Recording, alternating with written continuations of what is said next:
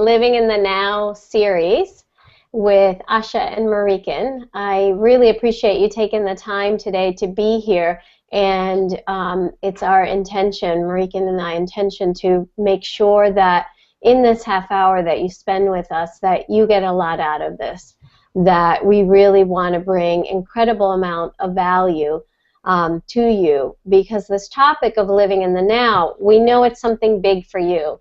We know it's something big for a lot of people, and you know, there's been some incredible teachers who have spoken about this, and by, you know, sometimes reading the books or listening to them, we can begin to have that glimpse of what it feels like to be in the space, and we get those ahas and this, you know, sort of part of us that knows that there's truth in that. And what Marieken and I really want to do is to dive deeper into this, into not just a discussion, but to actually help all of us to live in the space of the now and the incredible gifts that can happen when we live in the now. So I have Marieken here too. Hi. Hi, Asha. Thank you.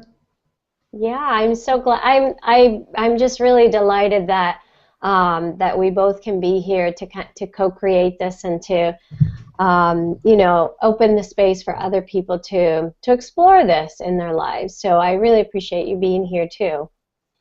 And I wanted to. I know somebody had asked if I was an interviewer, and sort of they didn't quite understand the format of the relationship, why we were doing this. So I just very quickly just wanted to let people know that, you know, Marieken and I, in different flavors and with different clients, we are mentors, and she has a specific set of people, and I'll give her a minute or so to kind of talk about that.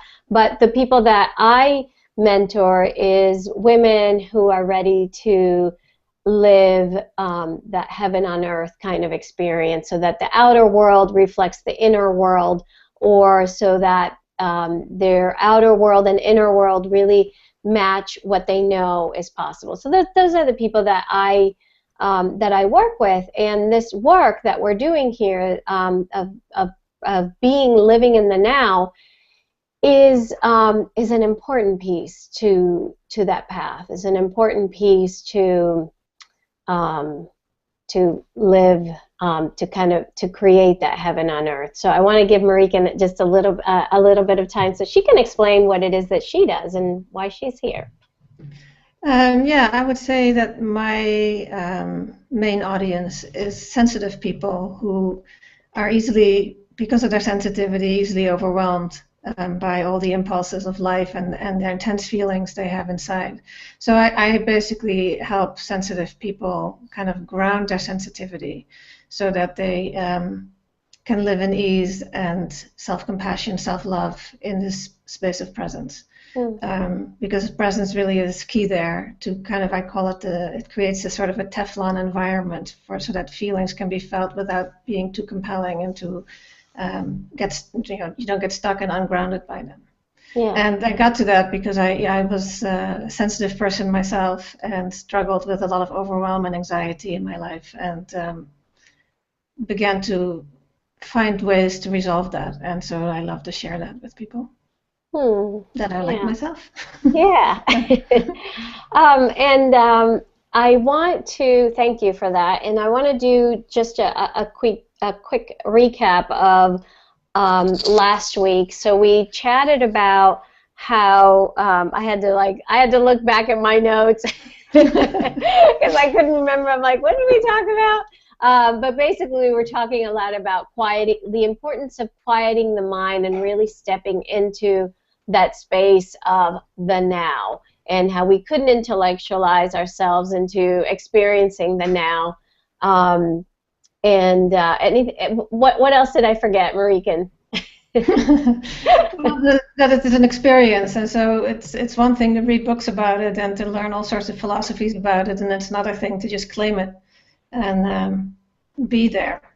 And we talked, I think, a little bit about how we can use the body and our awareness of the body, our senses, to enter the now, because the body only knows the now. It always lives in the now, unlike the mind, which exists in the now, but is always thinking about either the past or the future. And I think now I'm remembering, you're reminding me that we also talked about the attitude to bring into this work of experiencing the now, and we spoke about, you spoke about compassion. Mm-hmm. You want to say something about that? Well, I think when you're in presence and when the mind is more quiet, I mean, one of the tasks of the mind is to protect us from unwanted feelings. So if the mind is quiet, some of these unwanted feelings may be felt, and so it's very important for us to have a compassionate response or a compassionate approach to them, so that they can naturally heal in compassion, rather than if we don't, then we get kicked back in the mind and it reactivates and starts having all sorts of judgments about what we're feeling to push them back away. Mm-hmm. So compassion is the way in which we, in presence, healing begins to happen. Mm. Or healing, I like to say, because healing kind of implies there's something wrong with these feelings. But yeah. Digesting them. Yeah, there is this connotation with that word healing, and I'm like you. I'm liking the word wholeness. Because that sort of implies that we're there. It's just we're having to remind ourselves of how we're there, how we really are there, and what the pieces are that aren't feeling like they're there. And the second thing that I remember that we chatted about was, for me, what I find is to be the most effective thing for myself and the people that work with me is that certainty. Is that real sort of empowered state of I always have access to this, and not that it's a technique or a method or we have to like meditate ourselves into spiritual bypass or anything like that, but that I have access to this at all times, and I have the power to invite this into. Yes. So, yes. And I think that comes back down to, we have a body. The body lives in the now. So all we need to do is bring awareness into the body, and we're in the now. Simple. Yeah, it is. It's simple. It just takes practice, right? Yeah. Well, it's just remembering mostly. It just takes remembering that. Oh yeah, I can use awareness of my body to return to now, which is why many methods use breathing, or it brings our attention back to the body, which is living in the now. That's right. and if anybody is listening to this, or if you're in the chat room and this is the first video that you've been watching from the series, I definitely recommend that you go back and watch the first one. They will be up for potentially a limited time, so I just want to make sure that you go and get that information so that you have it. And even if you are hanging out with us today and it's the first time, I think going back and listening to those first videos will strengthen the conversation and the experience that we have today. So before we start, so the topic today is really trying to look at the difference, the subtleties between being in the present versus being in presence. And what we know is that subtle shift can really allow us an opportunity to experience that wholeness that we were just talking about. So before we do that, Marieken and I thought that we would sort of really bring us into that space of presence. And anything that you want to say, Marieken, before we do that? No, I think that's where we should start, is to enter the experience. And I just want to remind the audience, especially if you weren't with us last time, is when all Asha and I will be doing is bringing our attention to presence. We're not doing anything to anybody.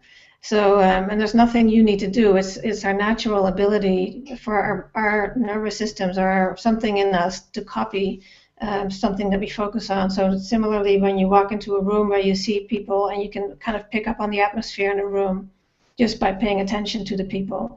The same way presence can just happen to you when you're just innocently interested in what's occurring. So all you need to do is notice if you notice anything, and even if you don't worry about it. That doesn't mean anything terrible is going on.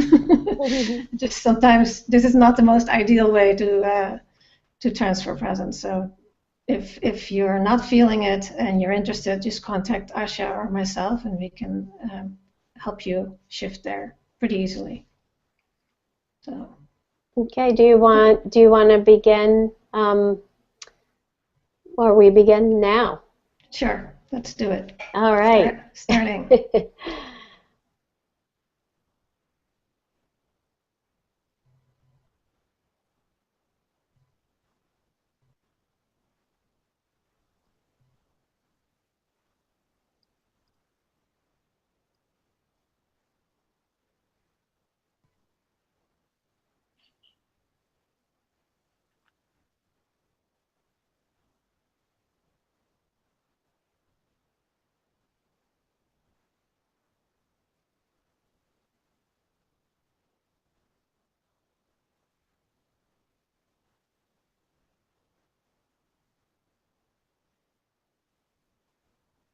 Okay.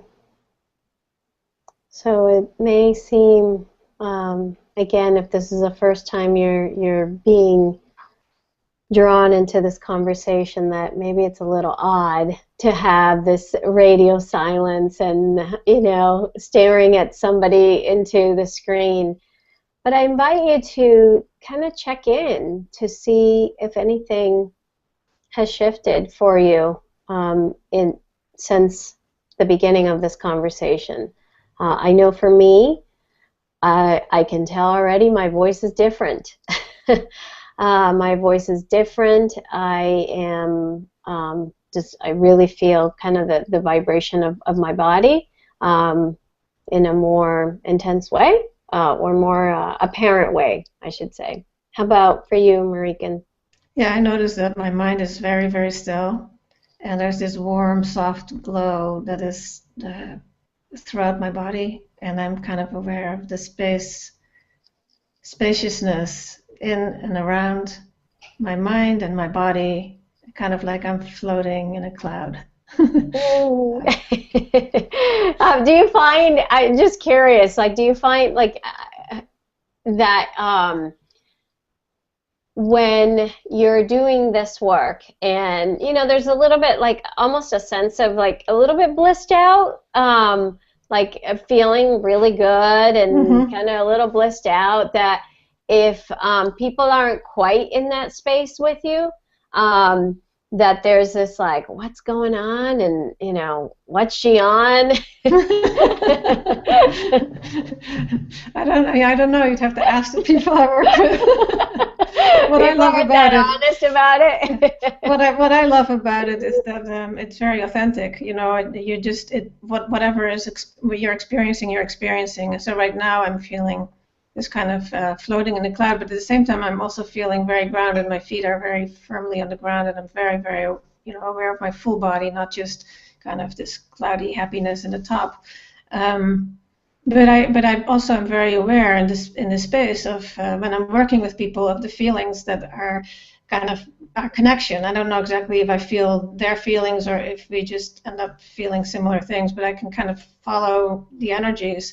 So even though on the one hand it can be kind of blissy, on the other hand it actually can be quite intense and not always pleasant. Right. Okay, so let's talk about that. Let's talk about what that subtle, I mean, you and I know what we mean by the subtle difference between being present and being in presence. Yes. So, sometimes people, we have sort of this heady connotation that I want to be living in the present moment, but then the moment we experience what's actually up in the present moment, we're like, oh no, let's get the hell out. That does not sound like what Edgar Tolle talked about. I want to like be in, and we sort of have this like idea that it's like this, and we're one with everything. But then the the crap, the stuff comes up, and there's this like rattling of ourselves. Yeah, the truth is there's a reason why we're not in the present moment, right? Our mind is pulling us out because being in the present moment can be quite unpleasant for a lot of people. If you're suffering from, say, anxiety, or if you have a lot of trauma in your past, then being in the body can be an unpleasant sensation. There can be very intense sensations in your energy field. Like many people have disturbing feelings in their solar plexus, or in their chest, or in their throat, or in their head. These feelings of stuckness and uncomfortable energy that we usually give names to, like fear, anxiety, depression, anger, sadness, grief. When we get to the core of those, they are energetic sensations. At least for me, I experience them as energetic sensations, intense sensations in my body. And when they're up, when they're triggered, that doesn't feel good. Yeah. So being in the present moment at such a moment is not something that, when I invite my clients into the present moment with me, they're kind of like, oh, I don't want to go there. There can be quite a bit of resistance that shows up, and that usually shows up as mental activity. So this is where presence can make all the difference. Okay, so let's talk about that. So the discomfort that arises is really when the discomfort is there, but really the piece that is bringing the suffering in that present moment is the mind is overworking in that moment. Is that what you're saying? The mind is there's something you don't want to feel, and the mind is obliging that by going into overdrive so that you don't have to feel what you don't want to feel. So the mind is helping you. But the only way to get past what's going on, or to live in ease and to feel fully alive, is to feel these things that we don't want to feel. We cannot bypass that. We can bypass it temporarily, but then you get into these. You can go into a bliss state, and the next day you crash. So unless we include everything, all our feelings, the capacity for us to feel anything, we can never really remain in the present moment for very long, and we can never remain in a nice bliss state for very long. And when somebody is not opening up to that space of wholeness or presence, that we'll talk in 1 minute about what the subtle shift is. When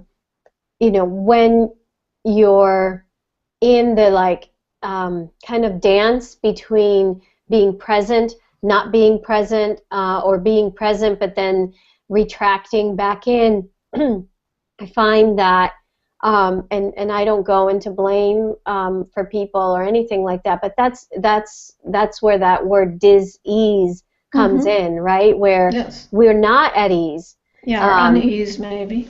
Or unease, yeah. And we're not in that flow. We're not in that state of really acknowledging our wholeness, being in that certainty of our wholeness, and things come up in our physical body for us to address, and for us, like, as a deeper invitation, right? Yeah.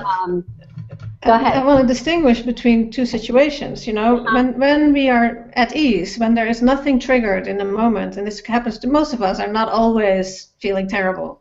So moments when there's nothing triggered, there's no difficult emotions triggered, or everything is going, our external environment is such that we are not in resistance and everything is going the way we like it. It's easy to be in the present moment. In those moments, we can feel like we're enlightened, we're powerful. It's amazing. Yeah. So when we're on the beach, or when we're on vacation, or when we just got a nice bonus, or you just fulfilled some sort of desire. When there's these moments that happen when there is no resistance, then it's easy to be in the present moment. And in those moments, we say, "Wow, this is a really wonderful place to be." But then the next moment, when somebody says something mean to you and something gets triggered, all of a sudden this present moment doesn't look so inviting anymore. And that's that's where moving from just being in the present moment to being in presence can help include those unpleasant feelings, because in presence they're not so big. But when you're, focusing in on them, they're very huge. And also, Relatively speaking. the other thing that I would say too is for those people who think that that blissful stage, or that so many teachers speak about, I don't know their individual experiences, but what I do know about being a human being is that the realness of our emotions and the realness of our physical sensation and our physical biochemical happenings that are in the body are going to continue to happen. So physical pain will still be experienced. It's just the perception that we enter into when we're in presence that makes it a different experience. Yes. So let's talk about that then. So okay, we know we get it. When we're in the present moment, everything is very alive, and some things are great and allow us to stay in that groove and in that zone of being in the present moment. This feels good. All systems are working. All right, I got this down. And then something comes up that to trigger us, whether it's something literally internally or something on the outside, which tends to be, I think, what happens. We don't live in caves, and we're around. We live in a civilization, and so things happen, and then discomfort arises, right? So then, when we shift into presence, why don't you talk about what the subtleties are between just present, taking it all in, versus living in presence or being in presence? Well, let's give two examples. One where there's a physical, we already figured out that if there's no pain emotionally or physically, chances are being in the present moment is not a problem. So we don't really have to talk about that so much. But even in that case, we can enhance it by entering the present moment and presence as well. But let's explain a little bit what the difference is by looking at a situation that's painful. So let's say you're in the present moment and you're happily on the beach somewhere, and all of a sudden you stub your toe against a rock and it hurts pretty badly. It's like, it's not broken or anything, but it's intense pain, and you're in the present moment, and boy, that hurts. So you can either stay completely focused on the pain in your toe, and that would be being just in the present moment. But if you add presence to it, it is feeling the pain in a bigger context. In other words, your focus remains on the toe, but your focus also opens to include more of your experience. So ideally, the whole experience, so that the pain in your toe is a small piece of your experience, of the whole experience. So it's a lot easier to feel that pain when you're feeling that the rest of the body is actually feeling quite at ease. But if all you focus on is your toe, now you have no attention, you have no awareness of that the whole body is actually feeling wonderfully at ease. There's just this one place out of whack. So in either case, you're in the present moment, but in one you're in presence, you're feeling it from a larger perspective, and in the other one you're focused in on the small part. So yeah, and I mean the example that, I mean, it's very tangible for me, and I don't know if this helps other people, but for me, when I gave birth to my daughter, it's like I was when I was in labor, I remember feeling that sense of the eye of the, I don't know if it was like the eye of the storm, but I just could see this like point within layers and layers and layers of vibration. And although I was really like it was almost like diving into the sensation, the deeper I dove into the sensation, the deeper I could feel like almost the wholeness of the whole thing, of the whole. It's hard. I think it is hard to explain, right? It's hard to explain what this experience is. I think that it actually, if you really, really focus in on something, you also begin to see its environment automatically. I think that's one of the things that, when the meditation where you stare at a candle flame or something like that, Uh-huh. the candle flame actually comes out. You start seeing it within its environment. So that also is a form of presence. So I think if you focus in on the pain enough, it will actually open your focus automatically into the whole. But there's a profound difference in experience when you're feeling the whole space rather than just the feeling. So let's say, take the example of an emotion. You're feeling all at ease and wonderfully listening to some beautiful spiritual music or ambient music, and you're just relaxed and wonderful. And all of a sudden, somebody walks into the room and says something to you that makes you mad. Like maybe you're ugly or whatever. And so you suddenly have this feeling of hurt that shows up somewhere. You're feeling hurt and you want to protect yourself. You want to defend yourself. Our impulse is to defend ourselves in that moment. And the way we defend ourselves, it tends to be by shutting down.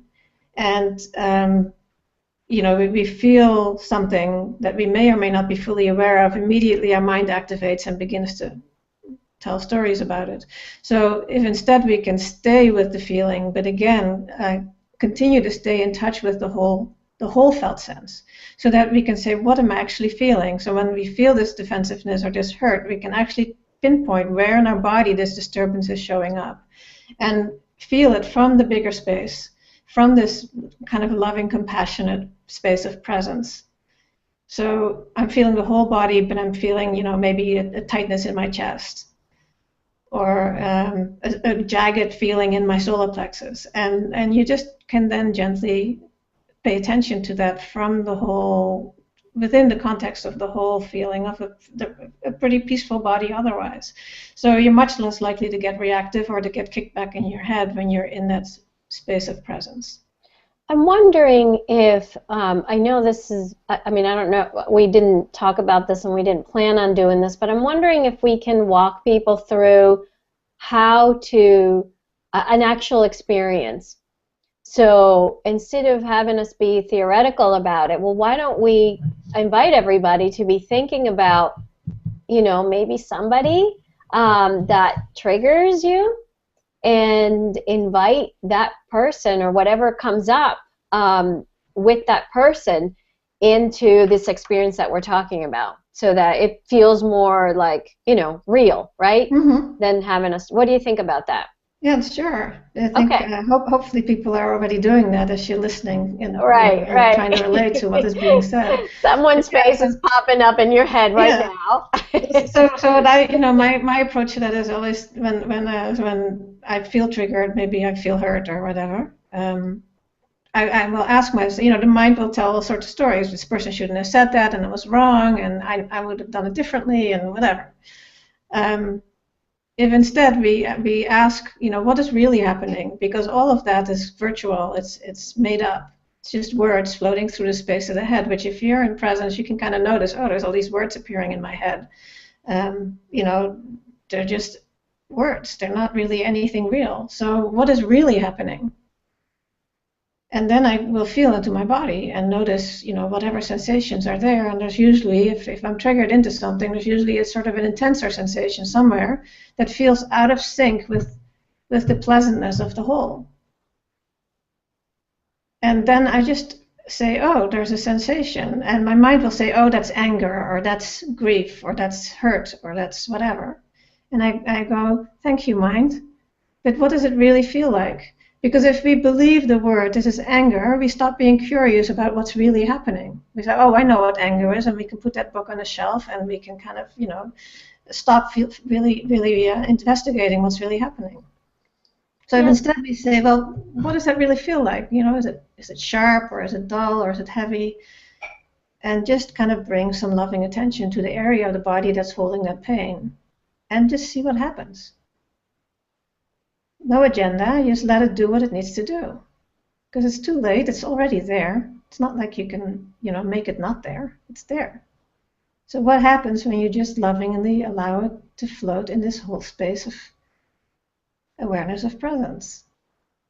And let it be held, and let it be loved. Let it be cradled. and just see what happens.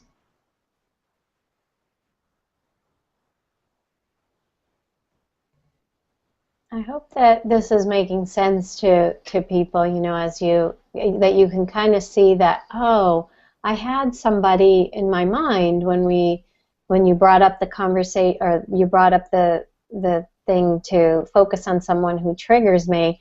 And I hope that it was sort of clear how that person's just invited you into a deeper part of yourself, or just invited you into you, right?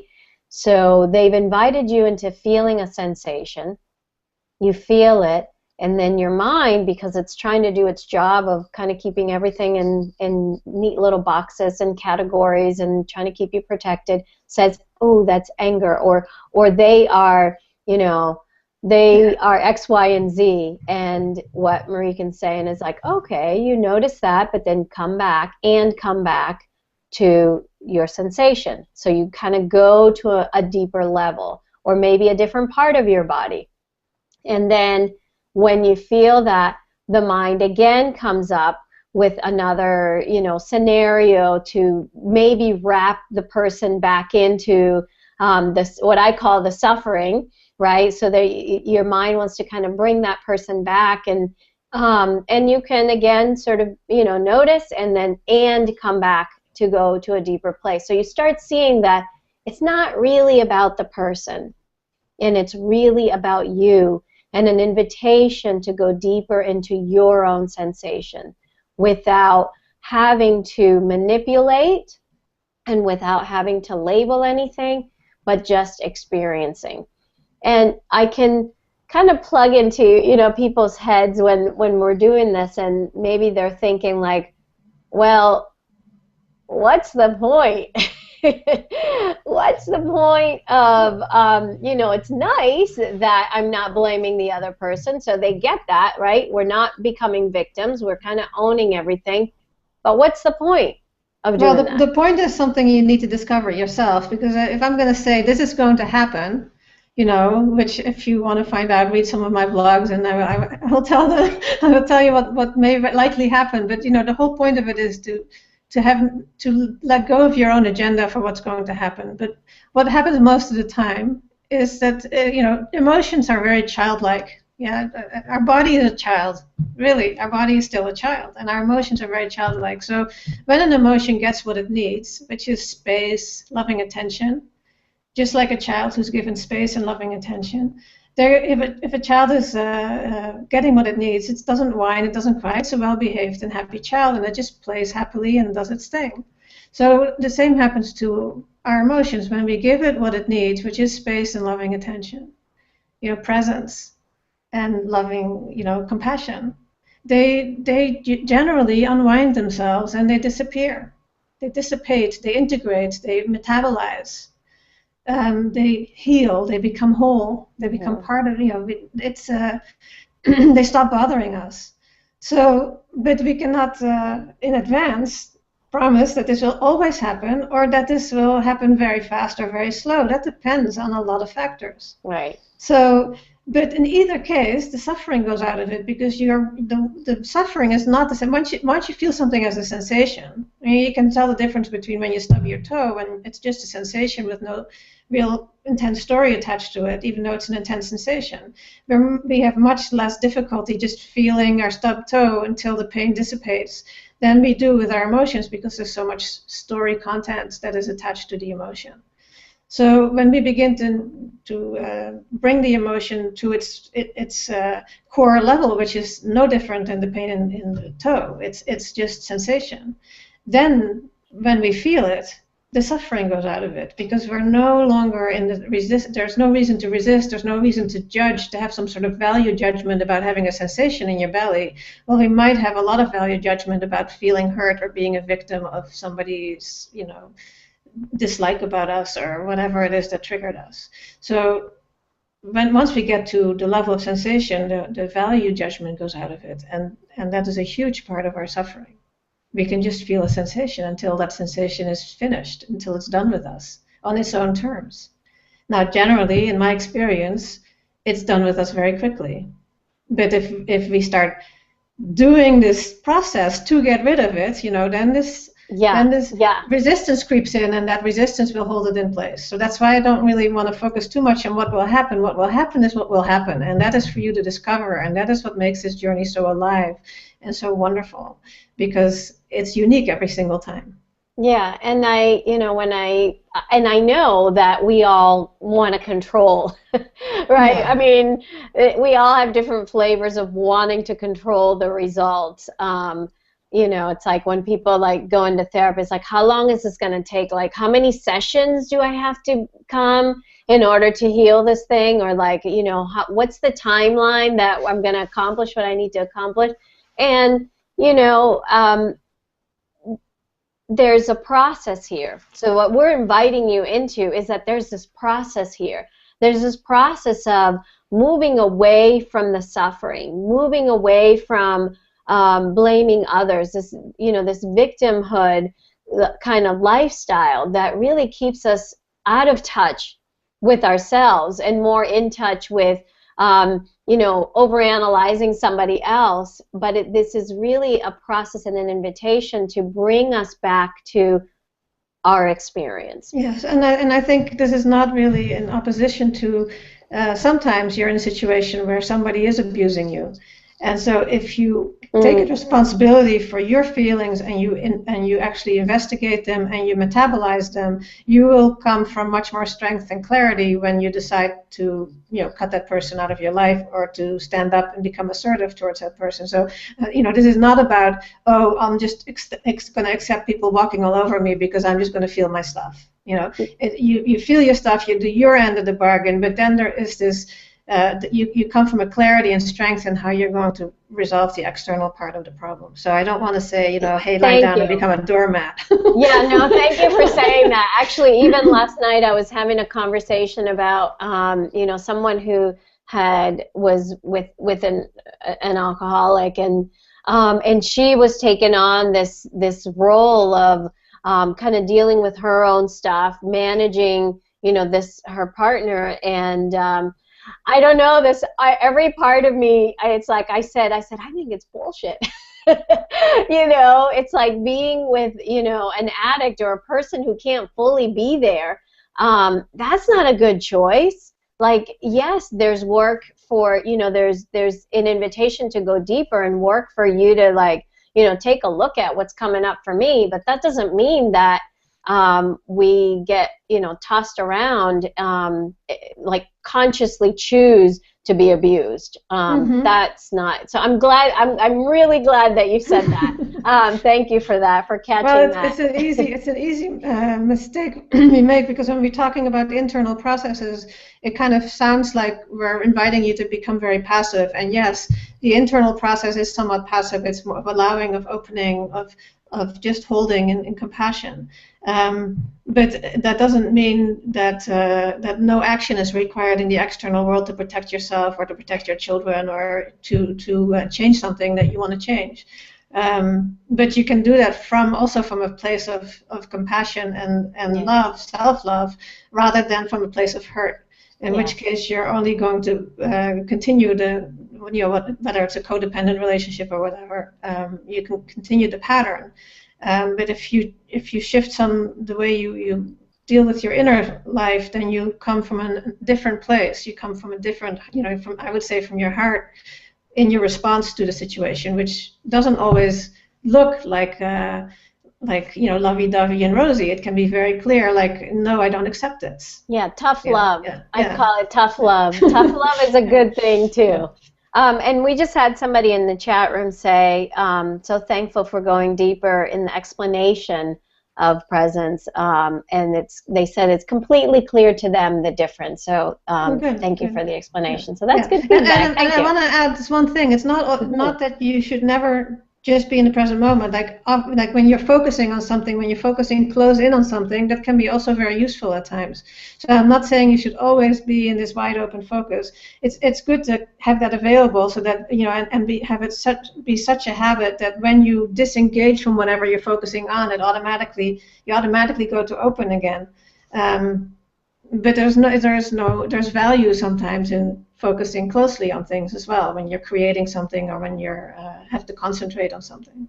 And I kind of go back, Marieken, again to bringing that word certainty back into this conversation, because what I know is that when I fully trust that I have everything, within me, within this model of wholeness, then I can trust that, that there's this intuitive part of me that awakens in a moment when I do this work. So I'll be doing a webinar with a woman who does a lot of retreats, and she talks about how the process of retreat, and I'm sure you do a lot of self-retreat or help other people go into retreat as well, and it's that when you do that, when you do this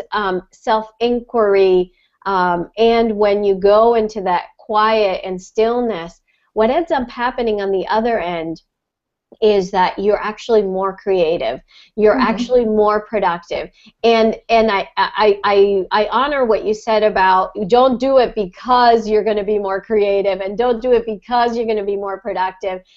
Do it out of pure curiosity of what's happening, but just kind of know at some level that there is value, in being curious about what's up for you.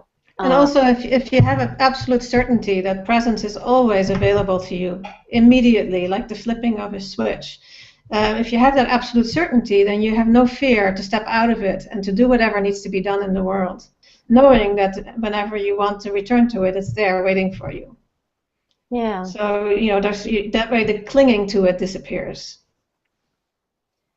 So, all right. So that's the explanation that we wanted to offer, is that being in the present and experiencing things and getting tumbled around, versus being curious and going into that inquiry or really feeling the sensation that is up, sensation, feeling, emotion. Maybe it's something within your body, and in that process, as Marieken said, a gift will be on the other end, and we may not always know what that is on the other end. We are over our time, but I know that we're going to be talking more next week about practical tools of sort of like, okay, I'm in presence now, I'm doing this all the time now, let me go into a practical tool, like what do I do with my life as every day unfolds? How do I use this to continue to live an intentional and purposeful life?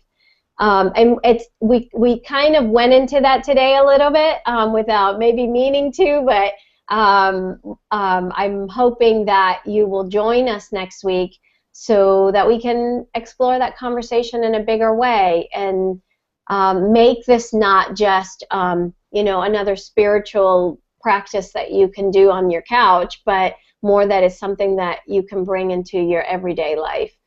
Anything that you want to say, Marieken? No, that's beautifully said.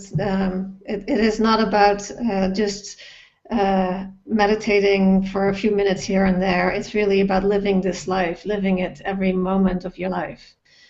Because otherwise, I spent many years meditating, and I love to meditate. I'm not dissing meditation whatsoever. I still love to meditate, and I guide meditations every day. But if this experience is limited to spending 20 minutes on the couch, then you're missing nearly 24 hours of potential. So this is so available to us 24 hours a day. Whenever we need to wake up to it, we can literally like that in an instant. So Okay, so maybe more. What? Say that again. So why not avail ourselves of it? Yeah. So that's maybe what next week can be about. It's our living meditation. Yes. How to actually bring this into everyday life. And we have a comment that in the chat room that somebody's saying, my inner child's so happy I gave it attention today. Thank you, ladies. So Yes, very you're sweet. welcome. Thank you, Kathy, for saying that. So with that, join us next Sunday at 2 p.m. Eastern.